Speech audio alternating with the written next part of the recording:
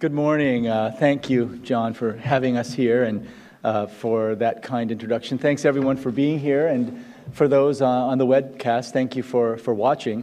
This is the second time I've spoken in this beautiful room, and I'm very happy to be here again.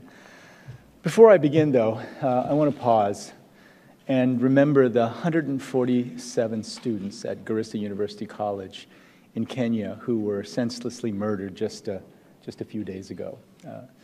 Schools and universities are sacred grounds, and all who study there should be safe. As a former university president, this hit very close to home, and I will actually be talking about conflict, fragility, and violence a little bit later. But just 15 years into the new millennium, economic development in poor countries and emerging markets is truly at a critical crossroads. Much of the attention has been on the near horizon, concerns about the slow-moving global economy, uncertainties over the price of oil, and conflicts from the Ukraine to the Middle East to parts of Africa.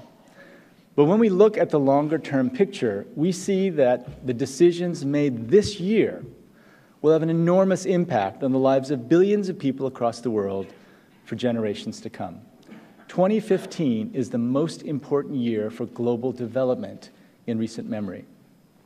In July, world leaders will gather in Addis Ababa to discuss how we'll finance our development priorities in the years ahead. In September, world leaders will come together at the United Nations to establish the Sustainable Development Goals, a group of targets and goals set for 2030. And in December, world leaders will gather again in Paris to work out an agreement based on government commitments to lessen the severe short and long-term risks of climate change. At the same time, we've witnessed the emergence of a major new player in development, the Asian Infrastructure Investment Bank, led by China, now with more than 50 countries and regions signing on as members. With the right environment, labor, and procurement standards, the Asian Infrastructure Investment Bank and the new development bank established by the BRICS countries can become great new forces in economic development of poor countries and emerging markets. We at the World Bank Group see these development banks as potentially very strong allies in tackling the enormous challenge of bringing much-needed infrastructure to the developing world. Our mission at the World Bank Group is defined by two goals: to end extreme poverty by 2030 and to boost shared prosperity among the 40% poorest in low and middle-income countries. These goals are ambitious, and as we think about the new development banks, we have to admit that there's more than enough work to go around. By 2030, we'll likely need 40% more energy and face a 40% shortfall of fresh water, pressures that may well be further accelerated by climate change. We estimate the developing world will need an additional $1 to $1.5 trillion every year to be invested in infrastructure, roads, bridges, railways, airports, energy plants, and increasingly, desalination facilities. If the world's multilateral banks, including the new ones, can form alliances, work together, and support development that addresses these challenges, we will all benefit, especially the poor and most vulnerable. It's our hope, indeed our expectation, that these new institutions will join the world's multilateral development banks and our private sector partners on a shared mission to promote economic growth that helps the poorest. I will do everything in my power to find innovative ways to work with these banks. Next week, during the spring meetings of the World Bank Group and International Monetary Fund here in Washington, I will continue my discussions with Chinese and other officials about these exciting potential collaborations. Our ambitions for economic development couldn't be higher. We're no longer talking about billions of dollars for economic development. We're talking about trillions of dollars, which means that we must be creative and use all our resources to leverage the much-needed private sector investment to build infrastructure and create jobs. The decisions we make this year and the alliances we form in the years ahead will determine whether we have a chance to reach our goal of ending extreme poverty in just 15 years. The good news is that the world has made substantial progress already. In 1990, when the population was 5.2 billion people, 36% of people lived in extreme poverty. Today, with a world population of 7.3 billion people, an estimated 12% live in extreme poverty. Over 25 years, we've gone from nearly 2 billion people living in extreme poverty to fewer than 1 billion. But we still have nearly 1 billion people living on less than $1.25 a day. Few of us can even imagine what that's like. Let's remember what poverty is. Poverty is 2.5 billion people not having access to financial services like bank accounts. Poverty is 1.4 billion people without access to electricity. Poverty is having to put your children to bed at night without food. And poverty is not going to school because, in order to survive, everyone in the family needs to make a few cents every day. Some say it's impossible to end extreme poverty, especially in just 15 years. But we know it's possible. We know in part because of our past success and because we've learned from years of experience about what's worked in particular contexts and what's not. Later in the year, I'll talk in depth about strategies to boost prosperity for the bottom 40%, especially in middle-income countries. But today, I want to talk about a broad strategy to lift nearly 1 billion people out of extreme poverty and into the modern world. Inside the World Bank Group, for the past 50 years, we've continuously distilled and analyzed our global experience in fighting poverty. As a result, our advice to governments has evolved over time. We now know that our strategic advice must evolve even more. Our strategy to end extreme poverty, based on the best global knowledge now available, can be summed up in just 3 words: grow, invest, and ensure. Let me talk about each one. First, grow. The world economy needs to grow faster and grow more sustainably.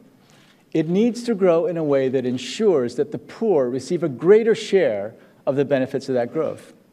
We can reach the end of extreme poverty only if we mark a path today toward a more robust and inclusive growth that is, frankly, unparalleled in modern times. Decades of experience taught us that economic growth is the primary driver of increased personal income and poverty reduction. Sustained growth requires macroeconomic stability in the form of low inflation, manageable debt levels, and reliable exchange rates. Government policies also must prioritize growth in sectors that increase the incomes of the poor. The World Bank Group will continue to support governments and make investments in a broad variety of areas in the fight against extreme poverty. For instance, in countries with great amounts of mineral wealth, governments can encourage pro-poor growth by investing in improved education systems and the development of more diversified economies. In most of the developing world, though, efforts to end extreme poverty will require us to focus on boosting agricultural productivity. Despite the massive global migration to urban areas, 70% of the world's extreme poor still live in rural villages. They're mostly farmers or work in informal jobs, providing services to rural populations. Our experience in China shows that in poorer economies, growth in agriculture is 4 times more powerful in lifting people out of poverty than growth in manufacturing and services. But how can countries follow China's example? It depends on the local circumstances. Sometimes it's just a matter of giving farmers more control over how and what they produce. This is what Vietnam did during the Doi Moi economic renovation in the late 1980s. Over the following 3 decades, Vietnam became a top exporter of rice, coffee, and tea, and its poverty rate fell from 57% to 5%. Helping farmers improve yields it requires increasing access to better seeds, water, electricity, and markets. According to one study in Bangladesh, 6 years after constructing 3,000 kilometers of roads to connect communities to markets, household incomes increased by an average of 74%. Promoting growth in agriculture also depends in part on the integrity of the global food system. At next week's spring meetings, we'll be releasing a new discussion paper to develop a strong food system, one that raises the incomes of the poorest, provides adequate nutrition, and at the same time, combats climate change. Now, that's the growth part of the strategy. The second part of the strategy is to invest, and by that, I mean investing in people, especially through education and health. The opportunity to get children off to a good start happens just once. Investments made in children early in life bring far greater returns than those made later on. Poor nutrition and disease can have lifelong implications for mental and physical health, educational achievement, and adult earnings.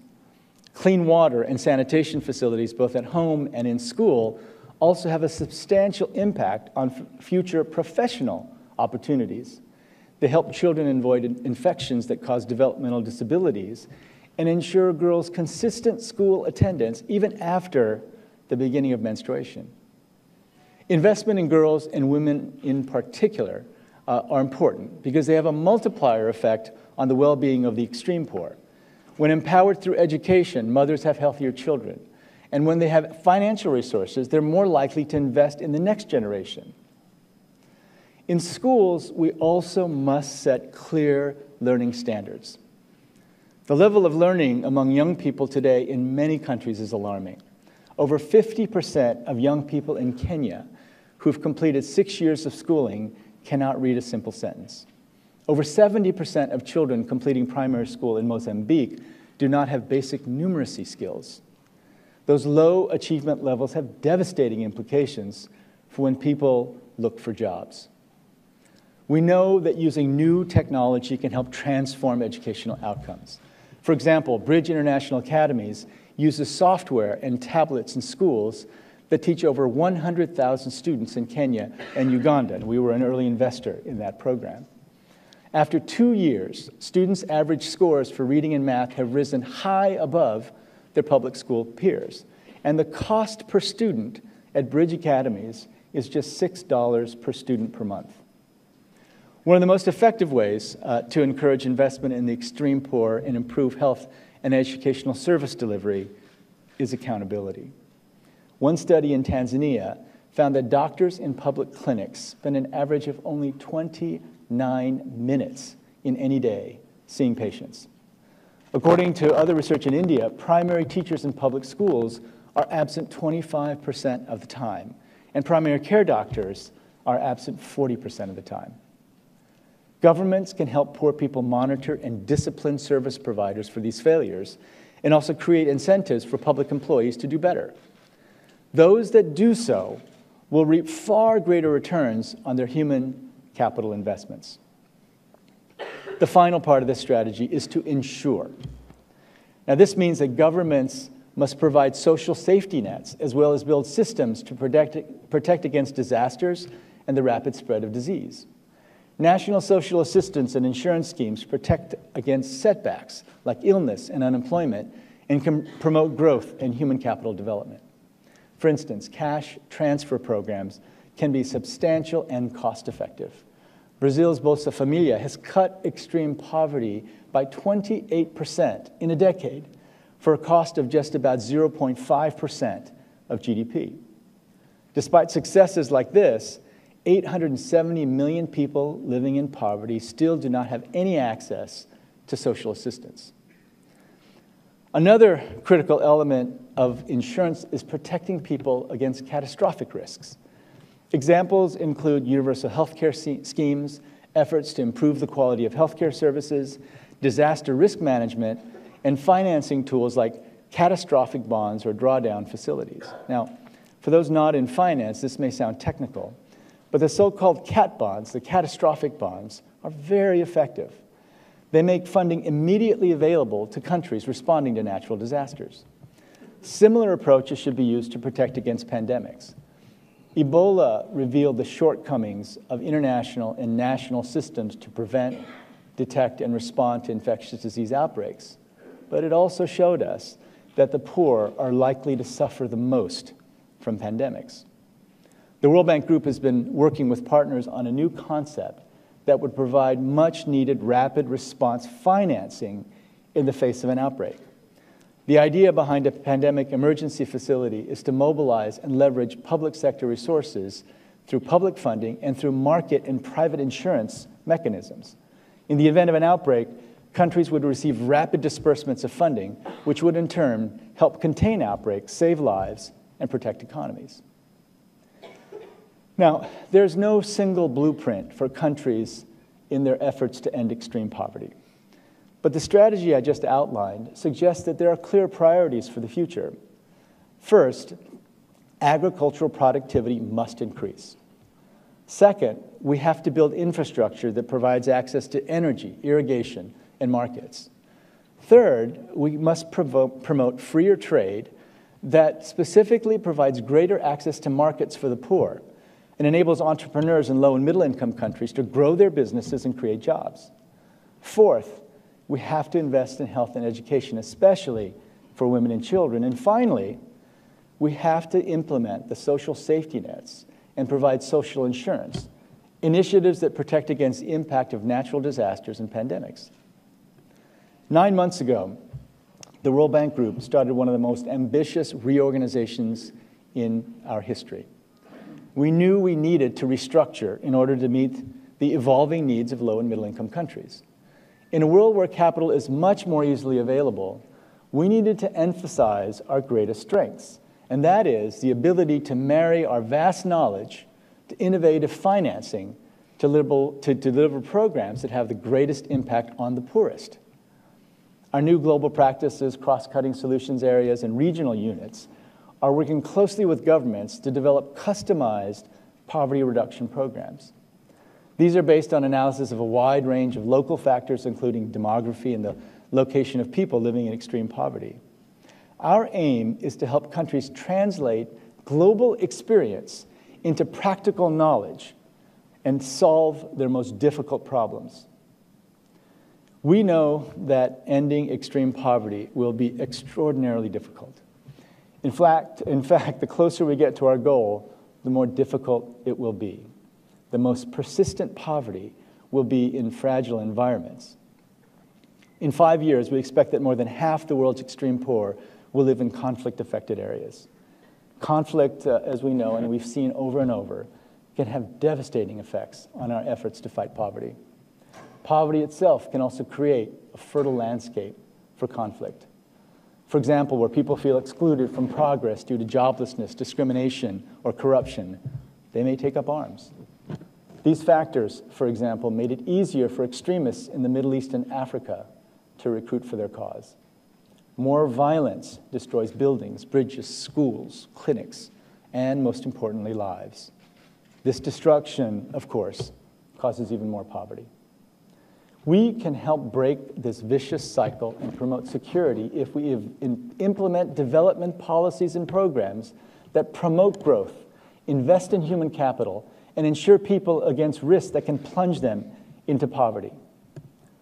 Initiatives to strengthen institutions are going to also be very important. Governments must be more accountable to citizens and work to reduce arbitrary treatment at the hands of security forces and the demands for bribes from poor people. This, too, will help minimize the likelihood of violent conflict and eliminate drivers of poverty. When conflict persists, the hard truth is that poverty reduction is extremely difficult. When the fighting stops, though, progress is possible. Over the last 2 years, I've made 3 trips with the United Nations Secretary General Ban Ki-moon to Africa, to the Great Lakes region, to the Sahel, and to the Horn of Africa. Our purpose was to take advantage of these opportunities when the fighting stops. In these 3 regions, we've worked with partners to collectively move billions of dollars to promote regional development.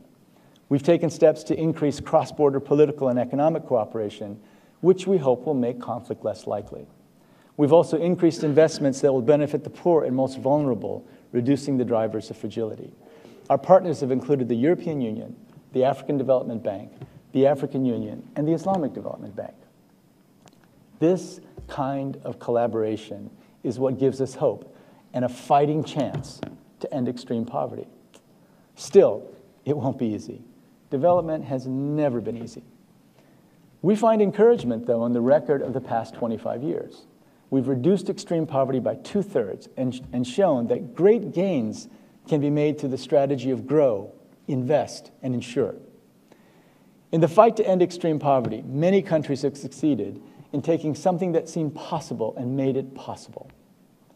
The end of extreme poverty is no longer just a dream. The opportunity is before us. Governments of the world must seize this moment. Our private sector partners must step up. The World Bank Group, our multilateral development bank partners, and our new partners on the horizon must also seize this moment. We have to now collaborate with real conviction and distinguish our generation as the one that ended poverty. We're the first generation in human history that actually can end extreme poverty. This is the great challenge and the great opportunity. We will be guided by a half-century of evidence and practice. It's doable. It's in our sights. And it will be, I believe, humankind's most significant and memorable achievement. We can end extreme poverty, but the final push must begin right now. Thank you very much.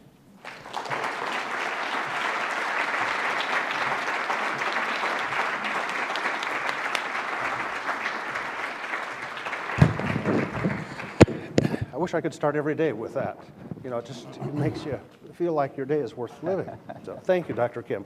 Folks, just have to tell you that Dr. Kim has a board meeting. So he's going to have to leave. It's a hard stop at 10:25. So the realities of fighting poverty. You have to go to board meetings. You got to go to board meetings. So I will be ruthless to this. And I'm just going to, I'll moderate to bring questions out, but I'd like to start with one question, if I may. Sure.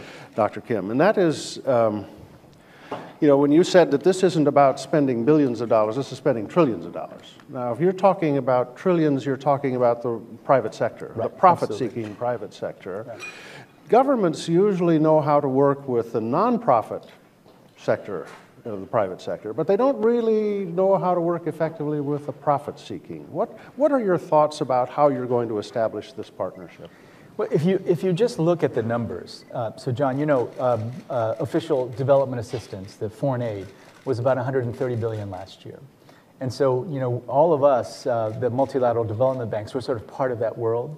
And if you add up every dollar that the multilateral development banks can provide, it's somewhere in the order of 180 to 200 billion plus. But we're talking about 1 to 1.5 trillion just in the developing countries. And so there's no way to get there without the private sector.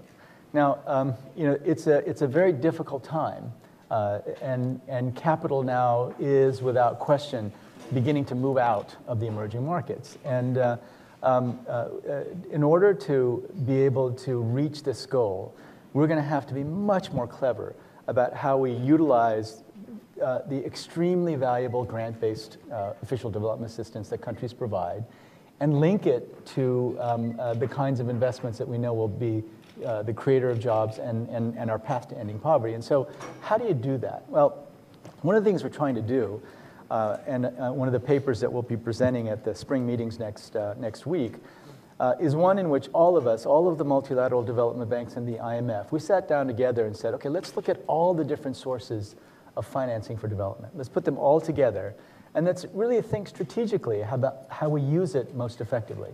So if you look at all the different sources, you start really with improved domestic resource mobilization. We've got to help countries collect taxes in a more fair and reasonable way. That's got to be on the table. And you know, I was in London, literally paying tribute to the UK government and Prime Minister Cameron for sticking with his pledge of providing 0.7% of gross national income to development. But there were a lot of criticisms inside the UK, and it's really remarkable that they stood up under those criticisms and kept going. One of them was, why should we taxpayers provide aid to countries that themselves don't collect taxes, especially from the rich? This is a question we put it on the table. But one of the things we're learning is that the synergy between the public and private sector are part of the great hope going forward. And for us, we focus specifically on supporting the small and medium enterprises in developing countries that can create the kind of jobs that will lift people out of poverty. But it's tricky. It's a very complicated business getting that right. even within our own organization, we have people who are very focused on the public sector and very focused on the private sector, and they're now talking to each other much more, but it's relatively new. My own sense is that we've now got to bring the private sector into the discussion on development. There are people like Paul Pullman at Unilever who have been extremely dedicated to getting into the development conversation from the beginning. For the Millennium Development Goals, the private sector was never part of the conversation, and we basically asked them to make donations after everything was decided. This time in Addis, for the first time, the private sector will be at the table talking to us about how we can reach these goals. I was a government guy for 25 years, and I must say I had a bias about it. But it's not a bad thing for the private sector to make profits, especially if we can channel them in a way where they can help do good in the world. And I appreciate you're doing this. But we really believe that there are many, many win-win-win situations out there. So the bottom line is that unless we create bankable projects, projects in which there will be a return, we're not going to get the infrastructure built. So that's, we've focused so much on doing this. We've created something called the Global Infrastructure Facility. And specifically, it's focused on using all of our literally 50 years of experience in doing this kind of thing and bringing it to the table so that we can prepare the projects. Now, a sovereign wealth fund doesn't have a whole staff of people who are used to putting together projects for bridges in Africa, but we do. And so what we're hoping is that we'll put those projects together, we'll bring our safeguards and our procurement standards and everything to the table, we'll prepare those projects, and then the decision will be on whether to invest, because we feel that we'll be able to create a very clear picture of risk and reward. And a lot of these people, especially in the pension funds and the sovereign wealth funds, have all these ideas about these projects being too risky. We think that by bringing our experience to the table, they'll understand that actually the risk-reward ratio is very favorable and that they'll begin to invest. That's exciting. We're going to open up, and I'd ask you to, sir, right in the back, your hand is up. The microphone should come right to you. Hustle over. We don't have time. Thank you. John Zan, thank you. John Zan with CTI TV of Taiwan. Sir, the question is about the China's initiative to establish the AIIB. What do you think of this event, and what are the ways that the World Bank can cooperate with AIIB? Thank you. Thank you. The World Bank Group has a very close relationship with China. It's really a remarkable relationship, and it goes back a long way. But the recent relationship was really shaped in many ways by my predecessor, Bob Zoellick. Bob initiated a really brilliant process where he worked very closely with the Chinese government to put together a report called China 2030. And in that is really the blueprint for the reforms that are taking place today. Changing the Chinese growth model from one focused on investments and exports to one focused on consumption and services. All these things that, despite the still very high, but lower growth rate of 7%, they are continuing. So this is part of a long conversation that we've been having with China. We then did a report on urbanization. We're now doing one on health. So our communication with them is very close. And so we've been talking about this Asian Infrastructure Investment Bank from the very beginning. And my position on it has been the same from the very beginning. My goodness, we have so much need for infrastructure that we welcome any new players. And the Chinese government has been very clear to us that this is not competition for us, but that they have been very, very clear that they want to cooperate. And we've already been cooperating. It's still early days. They don't have articles of agreement yet. They've not decided what kind of instruments they're going to put together. But I can think of many potential joint projects. We have this global infrastructure facility. They could invest there. And the conversations are just beginning. But the fundamental issue for us is your enemy cannot be other institutions. Your enemy has to be poverty. And if your enemy is poverty, the natural thing to do is welcome any new players that are interested in developing the kind of infrastructure that will end poverty. Alex, in the second row here in the blue jacket, please. Good morning, Dr. Kim. My name is Simon Adeji. You'll have to talk louder. Yeah. My name is Simon Adeji. My question is pretty much from the African point of view. Most of the things you raised was pretty much about how developed countries use their tax to aid most of the developing countries. What is the World Bank doing in a situation regarding having to build in the developing countries social safety or social security or situation of tax system? Because if you as World Bank Group actually involve and engage these developing countries in these aspects, then they will learn as a policy of the World Bank to engage their citizens to come into that line, even if there is no money in terms of poverty for the low income or the poor people, but the system and the infrastructure is already in place.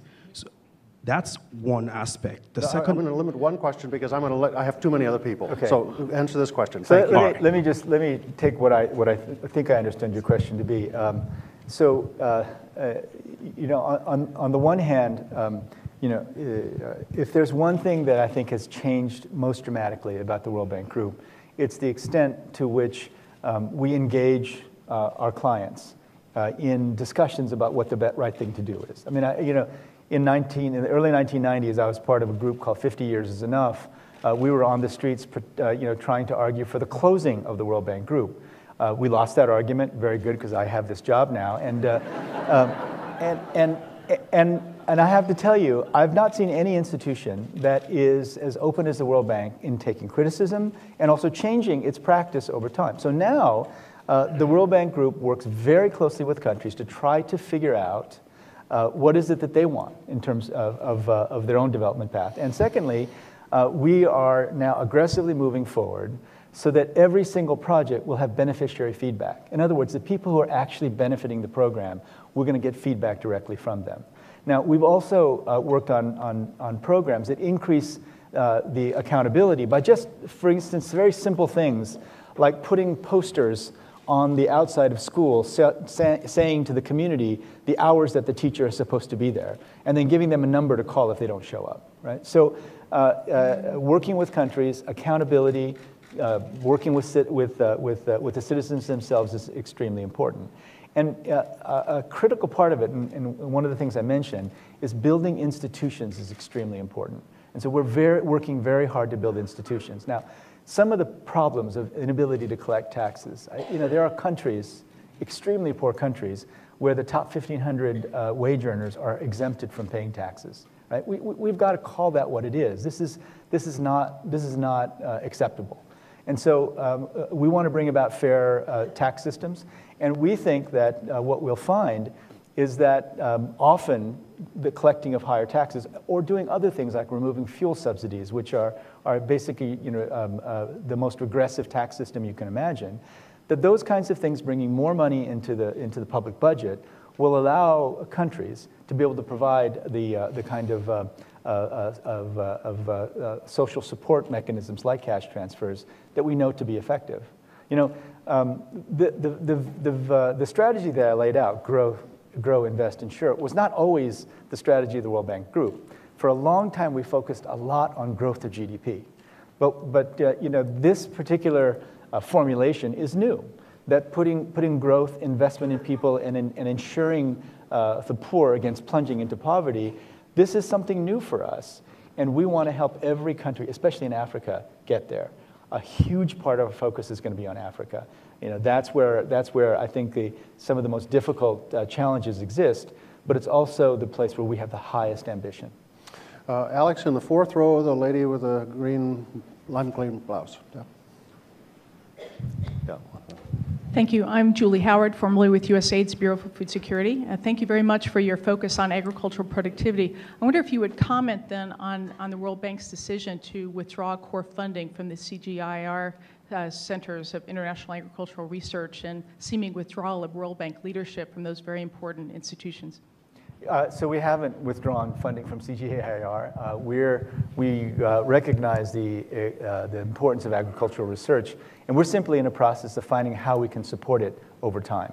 Our focus on agriculture research, getting better seeds, the expansion of extension services, this is all very real, and it's just simply what we did was there was a part of a budget that had been without review simply renewing different grants to different groups over a very long period of time.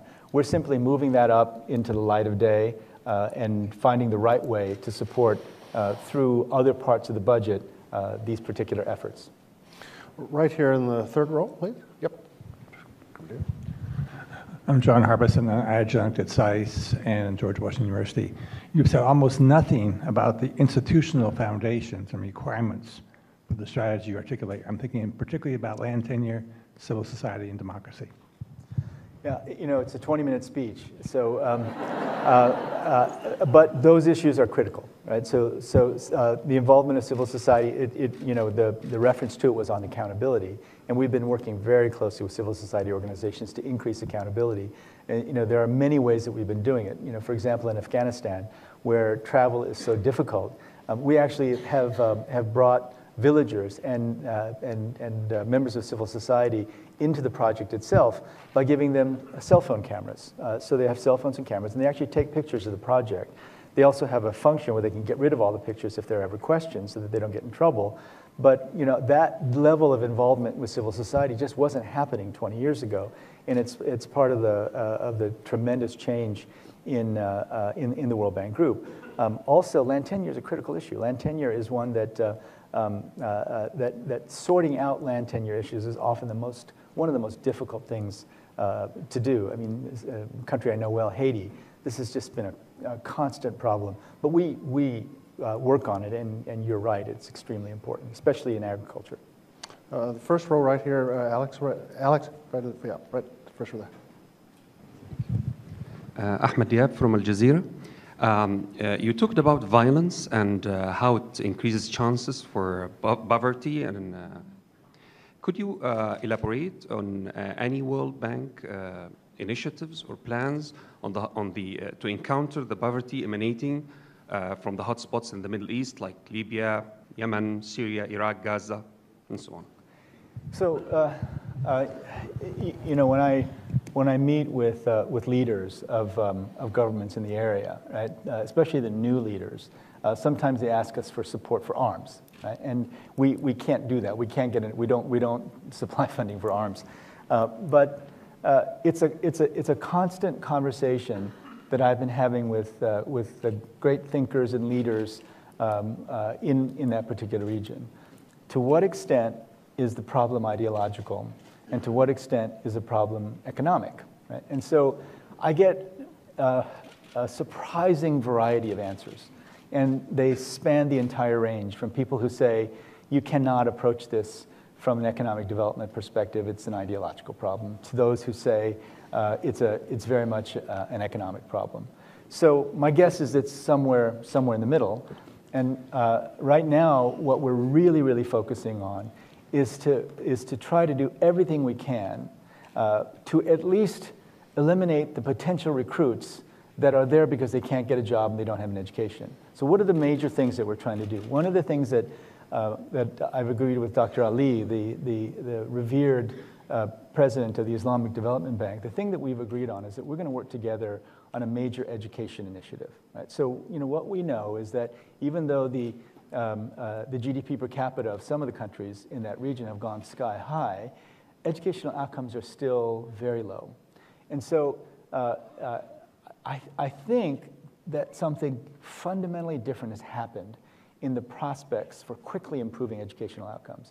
So the Bridge International Academies, what I've told you about, is they essentially take learning modules from the Khan Academy. Right? And any of you who have children who've done the Khan Academy, I've done the Khan Academy myself, right?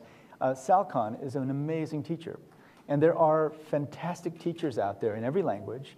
And what they do is essentially put very simple but effective lessons into a very simple format on software. So what Bridge Academy does is essentially puts very low-cost tablets, and tablets are as inexpensive as $25 to make, and they put them in the classrooms. And as the students learn, the great secret is the teachers are learning too. Right? And that rather than waiting 25 or 30 years to improve the quality of teachers, you bring great teachers into the classroom right away. And for $6 per student per month, they're able to do that. And then what the teachers do is walk around and help the students who need the most help. And the great news about the Middle East is that there's a shared language, there's a shared literature, there's a way that we think we could take to scale a new kind of educational program. We'd focus on the areas that are weakest, math, the STEM disciplines, science, technology, engineering, and math. And will that make a huge difference? I'm not sure, but we know this is a huge issue, and we know that if we can have a region-wide discussion on education, and then take on other issues. Another huge issue, of course, is water, right? We're not naive in thinking that, that measures that are focused on economic development will stop all conflict. But we now are convinced that we've got to try and we've got to be aggressive about it. We've got to think anew about the kinds of interventions that we may be able to take to scale that might have an effect on the conversation. Colleagues, the press of time will allow us only one last question. And the gentleman in the third row, we'll get a microphone over real quick. Thank you. Thank you. Good morning. Charles Newstead from the State Department. Given the fact that the Soviet and the Chinese systems are so different, both economically, politically, and ideologically from those in the West, is it really possible to work with them to help end extreme poverty? Or in particular, are they seriously interested in doing that? And what would the strategies be that the West and the World Bank in particular would have to use to work with them on this problem? Did you say you're from the State Department? State Department. State Department. I'm thinking for myself, not for the... Okay, all right. Because you used the term Soviet, and I was wondering if that's still... sorry. At least I knew what he meant. I'm just in that habit. I'm too old to change.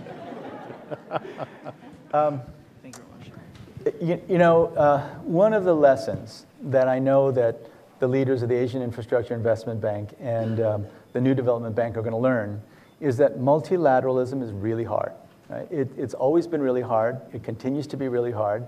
And the reason it's really hard is that for us, anyway, at the World Bank Group, the reason I have to run back is that our board lives with us. Our board is right in the building, and all of the conflicts that exist in the world are present on that board. Right? But one of the great things about having a board that lives with us is that the people who are on the board get to know each other.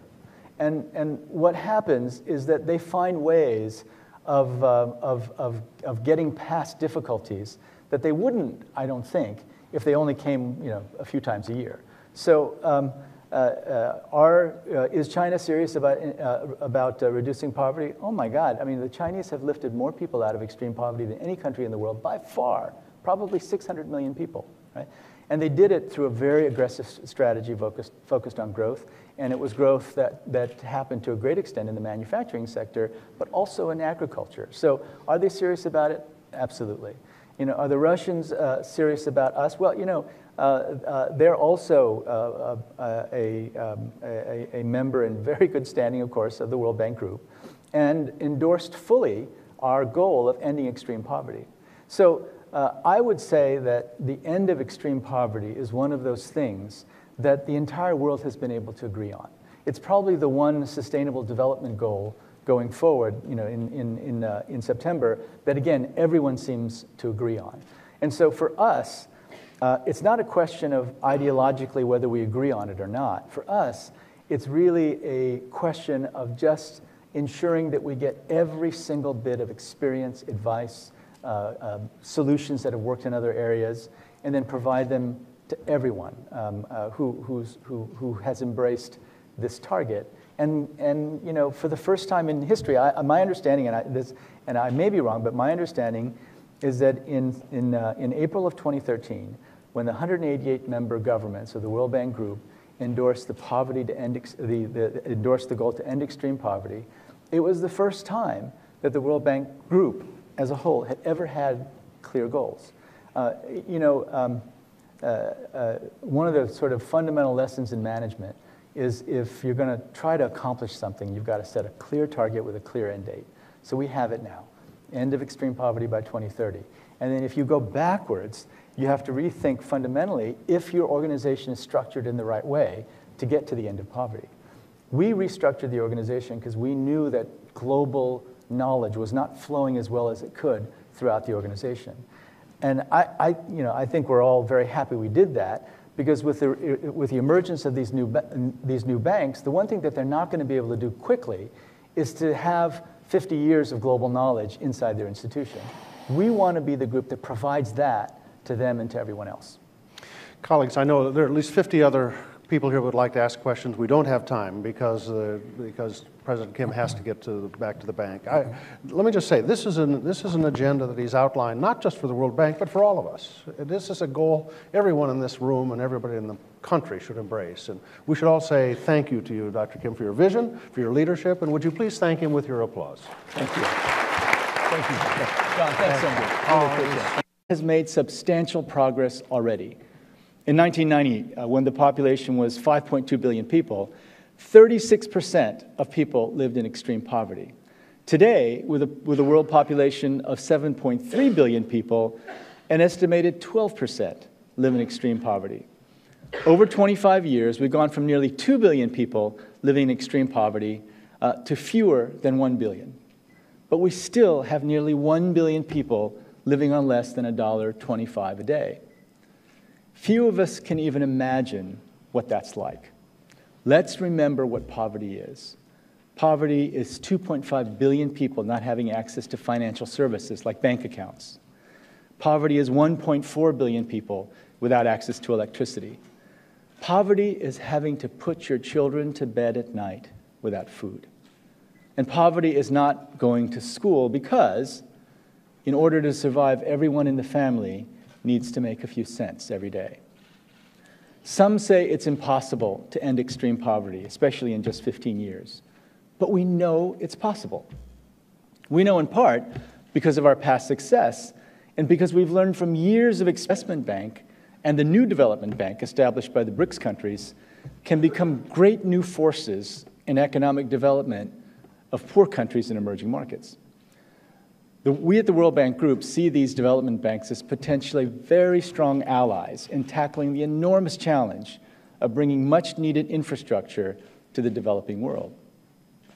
Our mission at the World Bank Group is defined by two goals: to end extreme poverty by 2030 and to boost shared prosperity among the 40% poorest in low and middle-income countries. These goals are ambitious. And as we think about the new development banks, we have to admit that there's more than enough work to go around. By 2030, we'll likely need 40% more energy and face a 40% shortfall of fresh water, pressures that may well be further accelerated by climate change. We estimate the developing world will need an additional $1 to $1.5 trillion every year to be invested in infrastructure: roads, bridges, railways, airports, energy plants, and increasingly, desalination facilities. If the world's multilateral banks, including the new ones, can form alliances,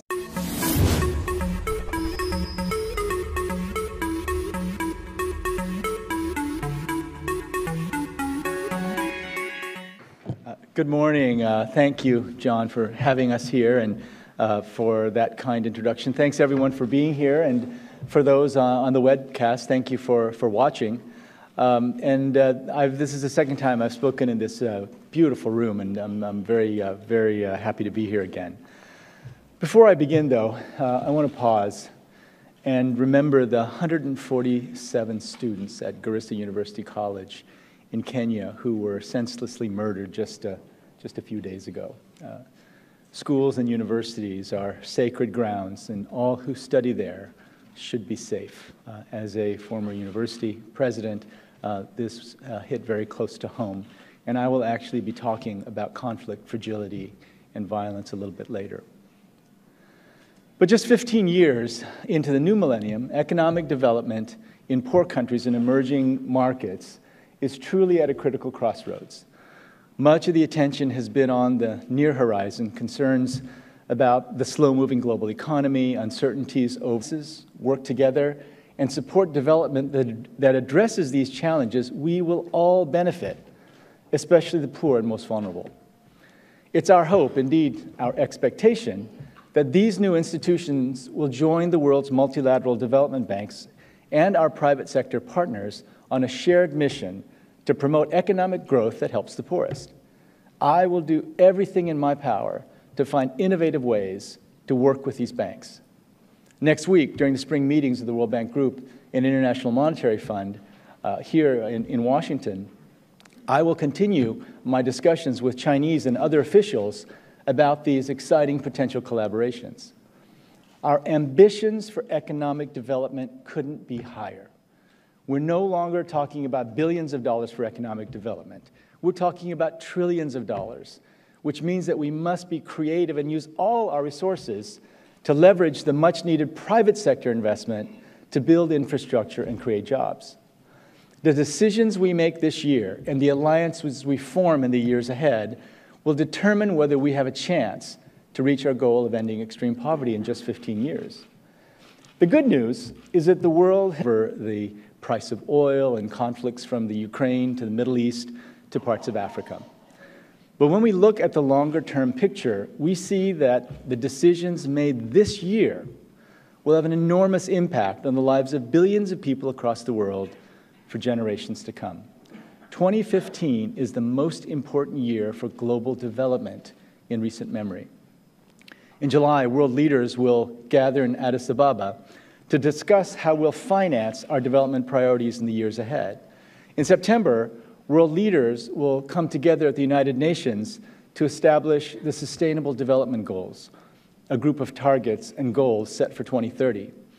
And in December, world leaders will gather again in Paris to work out an agreement based on government commitments to lessen the severe short and long-term risks of climate change. At the same time, we've witnessed the emergence of a major new player in development, the Asian Infrastructure Investment Bank, led by China, now with more than 50 countries and regions signing on as members. With the right environment, labor, and procurement standards, the Asian Infrastructure Investment